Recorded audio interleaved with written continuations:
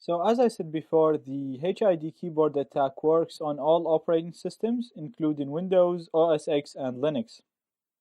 So by plugging our Android device to an OSX system, we can still fool that system that our Android device is a keyboard, and we can still send key strikes to that system as if we are a keyboard. So in this video, we'll see how we can use the HID rubber ducky script attacks to create a script that will use OSX shell and try to connect back to my Android device, which will give me full access to that operating system or to that device. So basically what we're going to do is we're going to launch terminal, we're going to run a command to connect to a certain IP, and this IP can be any device. So it can be a Linux, another Linux device, it can be a Windows device, it can be your NetHunter. All you need is a tool called Netcat to listen on a port. So before we saw when we were using Metasploit payloads, we were using Metasploit to listen for incoming connections. Today we're only using a normal connection, a normal TCP connection from OSX to another IP. So you just need a simple tool called Netcat, which is available on all operating systems, and it's pre-installed on your NetHunter and on normal Kali for PCs. So you can straight away just run the command and it's going to work. So let me first show you what the script is like. It's actually really simple. So I have it here downloaded, and I'm gonna obviously include it for you in the resources. So this is all it does. First of all, it does a delay for 1000. It waits for 1 second.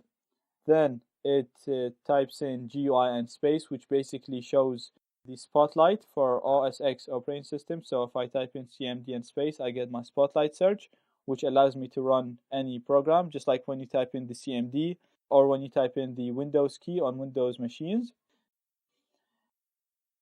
Then it's going to type in terminal to show the terminal. Then it's gonna wait for 500 for half a second. Then it's going to type in enter, so that will start the terminal for me. Once it starts the terminal, it's gonna run this command. So this is the command that will do the connection. So all you need to do is modify this part, this IP address, and put the IP address for the device which will receive the connection. So this should be the device. It's the same thing when we were using lhost. So it should be the IP of the device that will run Netcat on it. In this video, I'm not going to be using my Linux. So in previous videos, I was actually using my Linux to run Netcat. Today, I'm going to run it on, or not to run Netcat, just to receive the connections. Today I'm going to do it on my Kali NetHunter because Netcat is really simple. There's no point of having two operating systems running on the same time. So I'm just going to go on my terminal and start Netcat, which will wait for the connection. Then we can execute this attack. Before I execute this attack, though, I want to modify this and put my IP address because this IP is wrong. So I'm going to just go see what is my IP address. And I can do that in my home right here. So we can see that my IP address is 192.168.117. Again, you can put any IP address in here as long as you're going to listen on Netcat on that IP address. So 1.17. And the final part of this command actually here, this is the port. So we're connecting on port 4444. You can change that to any port you want to listen to and you want to receive the connection to. So I'm going to copy all this. And I'm going to go on my rubber ducky. I'm going to paste my code. I'm going to hit update. And I'm going to do a convert. So I can actually launch the attack straight away. But before I do that, as I said, I need to listen on port 4444. So I'm going to go and launch my terminal.